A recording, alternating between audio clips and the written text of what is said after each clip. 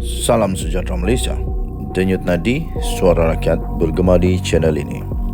Terima kasih kerana bersama-sama dalam channel ini untuk mendapatkan berita-berita terkini yang sensasi, mantap dan terbaru. Bagi anda yang pertama kali bersama dalam channel ini, jangan lupa tekan butang subscribe, like dan share. Terima kasih sekali lagi. Denyut nadi suara rakyat bergema di channel ini. Berita terbaik di channel ini. Kita jumpa lagi.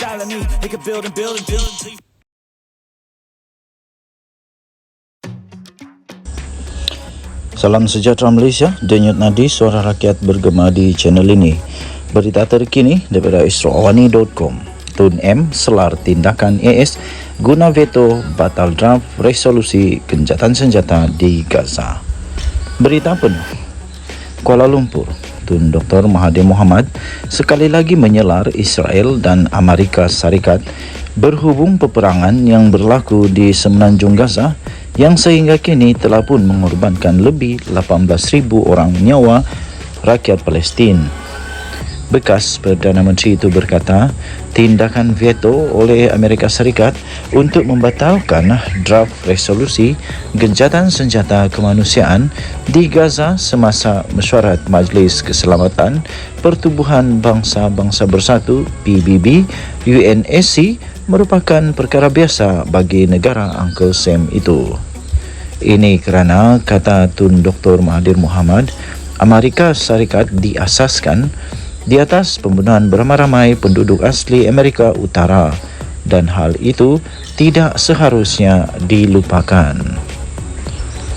Katanya, tidak dapat digambarkan kengerian yang menimpa Gaza akibat pembunuhan beramai-ramai oleh Israel.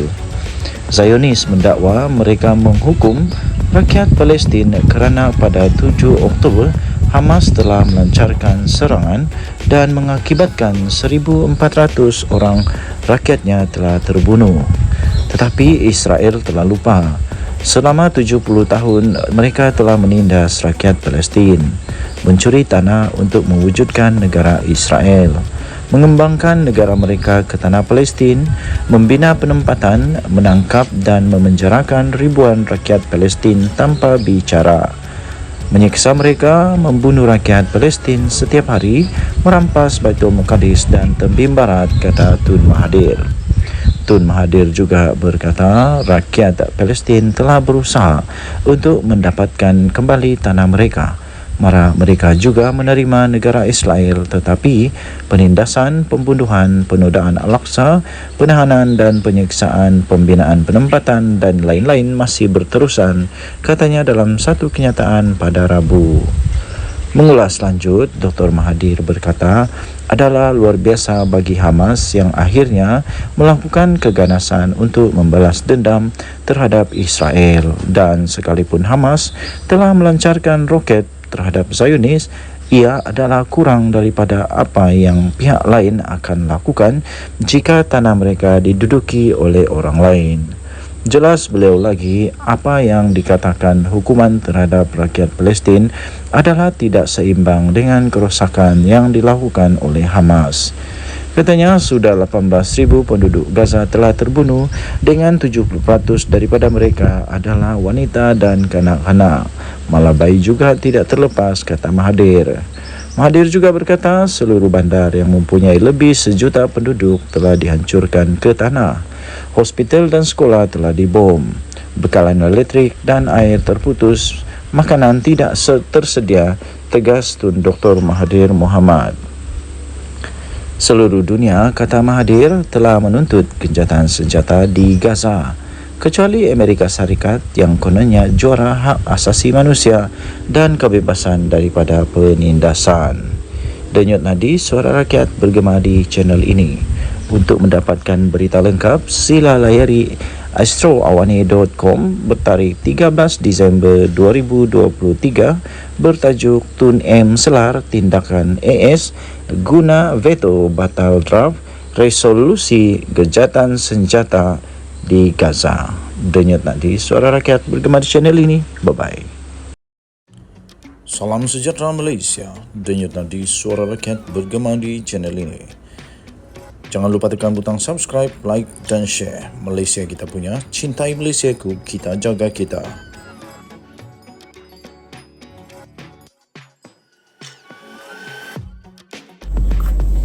Salam sejahtera Malaysia, denyut nadi suara rakyat bergema di channel ini. Nampaknya bersatu sudah jatuh di timpa tangga. Sudahlah, mereka tak kuat lagi. Sekarang hancur, berkecai dengan perpecahan.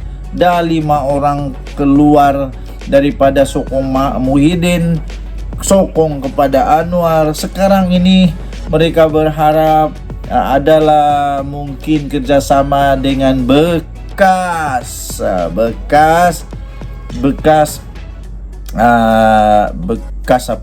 kawan, entahlah, saya pun tak tahu bekas kawan ke apa, tapi mereka mungkin mahu ada kerjasama dengan GRS, Gabungan Rakyat Sabah, tapi akhirnya mereka kesianlah dapat keputusan GRS mungkin tolak kerjasama dengan Bersatu. Itu kata penganalisis. Saya pun fikir lebih baik GRS janganlah bekerjasama dengan Bersatu. Kalau sudah bersama dengan kerajaan, lebih baik bekerjasama dengan kerajaan lah. Jangan bikin pening di negeri lain, di persekutuan lain, itu bikin pening. Harap-harap GRS buatlah keputusan terbaik. Jangan bikin pening. Di negeri membangkang, di persekutuan dengan persekutuan, hairan bin ajaib. Nanti susah begitu. Tapi kalau GRS memang tolak kerjasama dengan Bersatu, memang kesian lah Muhyiddin. Kesian. Dia hanya ada satu lagi tempat berpaut, PAS. Itu sejalah. Nasib baiklah PAS terima. Kalau tidak, entah macam mana Bersatu. Kuatkah tidak? Tidak pastilah. GRS mungkin tolak kerjasama dengan Bersatu, kata penganalisis. Penganalisis berkata parti pemerintah Sabah itu tidak mendapat sebarang kelebihan sekiranya menerima Bersatu dalam gabungan itu. Saya dah kata, bikin apa? Tiada kelebihan pun. Bersatu bukan kuat pun di Sabah. Bukan kuat pun di Sabah, tidak. Bersatu tidak kuat di Sabah sekarang ini. Dulu ya mungkin kuat sampai boleh menang. Tapi sekarang ini, saya rasa tidak kuat lah. Hampir-hampir tidak disebut sudah ini Bersatu di Sabah. Petaling Jaya penganalisis politik berasa ragu-ragu tentang reaksi Gabungan Rakyat Sabah GRS terhadap cadangan terbaru oleh Bersatu untuk bekerjasama menjelang pilihan raya negeri itu akan datang. Ini daripada FMT, daripada Free Malaysia Today, 2 Disember. GRS iaitu Gabungan Pemerintah Sabah yang terdiri daripada 7 parti menolak untuk bekerjasama dengan Bersatu pada akhir tahun lalu atas alasan perbezaan yang ketara antara kedua-dua parti. Fellow Majlis Profesor Malaysia iaitu Jeneri Amir berkata pengunduran Bersatu Sabah dari Parti Nasional tahun lalu menunjukkan ia sudah mengalami masalah keyakinan dalam landscape politik Sabah yang lebih luas. Katanya kemasukan Bersatu ke dalam GRS kemungkinan besar akan mendapat tentangan hebat dengan keraguan terhadap kepentingan parti itu dalam gabungan. Kata kenyataan itu, GRS adalah gabungan kukuh dengan majoriti 2/3. Tidak ada sebarang alasan untuk bekerjasama dengan Bersatu, sebuah parti yang lemah. Kesian juga lah, ayat ini memang padulah mengusik jiwa, sakitnya tuh di sini. Tidak ada alasan untuk bekerjasama dengan Bersatu, sebuah parti yang lemah. Bersatu bukan parti tempatan, tetapi menyamar sebagai parti tempatan, katanya kepada FMT. Salam sejahtera Malaysia, denyut nadi suara rakyat bergema di channel ini. Baru-baru ini Malaysia dikejutkan dengan pendedahan daripada SPRM yang telah membekukan akaun Aman Palestin kerana sedang disiasat untuk penyalahgunaan atau pengubahan wang haram. Tiba-tiba rupa-rupanya pada 1 Disember 2023 muncul satu berita kononnya Mukhriz ada kaitan dengan Aman Palestin. Mukhriz ada kaitan dengan Aman Palestin? Biar betul nih. Akhirnya, tapi apapun akhirnya Mukhriz tampil memberikan penjelasan. Tapi memang agak mengejutkan lah. Kenapa tiba-tiba nama Mukhriz ada di situ? Kenapa tiba-tiba nama dia ada di situ? Dia belum cukupkah dengan masalah yang sedang melanda dia dan partinya? Susah juga, kesian juga lah nama Mukhriz tiba-tiba muncul. Tapi akhirnya beliau tampil memberikan penjelasan. Mukhriz Mahathir menjelaskan bahawa dia tidak pernah menjadi penasihat aman Palestin. Entah macam mana, siapa yang bertanggungjawab yang timbulkan nama dia pun tak pasti. Entah macam mana tiba-tiba Mukhriz punya nama ada di sana. Tidak ada nama lain kah yang boleh disebut? Kenapa nama Mukhriz juga? Presiden Perjuang itu berkata, beliau tiada sebarang kaitan dengan NGO itu. Ini daripada laporan FMT 1 Disember 2023. Jadi penafian Mukhriz Mahathir itu menyusul catatan lama aman Palestin yang muncul semula di media sosial. Rupanya ada ungkitan lama. Presiden Pejuang Mukhriz Mahathir menafikan beliau pernah menjadi penasihat aman Palestin dan menegaskan beliau tiada sebarang kaitan dengan NGO itu. Penafian itu muncul catatan lama aman Palestin yang mengucapkan tahniah kepada Datuk Mukhriz yang dikatakan penasihatnya atas penganugerahan darjah kebesaran Kedah yang muncul semula di media sosial yang menimbulkan banyak persoalan mengenai hubungan Mukhriz dengan NGO itu. Okey, jadi Mukhriz Mahathir kemudiannya tampil dan memberikan kenyataan bahawa dia berkata, saya bukan penasihat mereka dan sudah meminta Aman Palestin AP untuk memadamkan catatan mereka. Saya tak pernah menjadi penasihat mereka, kata bekas Menteri Besar Kedah itu kepada FMT. Aman Palestin sekarang ini sedang disiasat oleh Suruhanjaya Pencegahan Rasuah Malaysia ke atas dakwaan penyalahgunaan dana sumbangan sebanyak 70 juta ringgit Malaysia.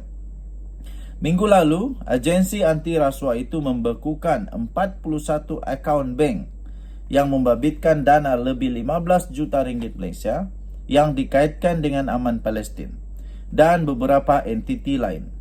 Pada Isnin lalu, Peguam Aman Palestin iaitu Rafiqi Rashid Ali memberi 3 hari kepada SPRM untuk menyahbekukan akaun bank NGO itu atau berdepan tindakan undang-undang. Bapa Mukhriz Mahathir, Dr. Mahathir turut menggesa SPRM membenarkan Aman Palestin menyampaikan bantuan musim sejuk ke negara Timur Tengah yang dilanda perang sementara siasatan diteruskan. Undang-undang tetap undang-undang. SPRM akhirnya tak tunduk dengan itu. SPRM kata kalau nak buat apa-apa tindakan dipersilakan, nanti lawan di mahkamah. Ketua Pesuruhjaya SPRM Azam Baki sebaliknya berkata, ia tidak akan menyahbekukan akaun Aman Palestin dan tiada akaun akan dinyahbekukan sehingga siasatan selesai. Terbaik SPRM. Jadi sudah ada penafian daripada Mukhriz dan Mukhriz sudah mengakui bahawa dia bukan dan tidak pernah menjadi penasihat kepada Aman Palestin. Harap-harap semuanya berakhir dengan baik. Kalau memang ada penyalahgunaan, penyelewengan, pengubahan wang haram dalam Aman Palestin, pastikan orang yang bertanggungjawab, yang merosak keyakinan rakyat Malaysia, yang betul-betul salah kalau ada, pastikan dihadapkan ke mahkamah, diheret ke muka pengadilan. Ini untuk orang tolong orang, akhirnya makan orang. Ini tak betul. Kalau ada, pastikan berlaku. Kalau tiada, cepat-cepatnya beku kerana orang Palestin perlu bantuan. Tapi kalau ada, jawablah nanti di mahkamah dan jawablah juga di surga nanti. Dan jadi Suara Rakyat bergema di channel ini. Bye-bye.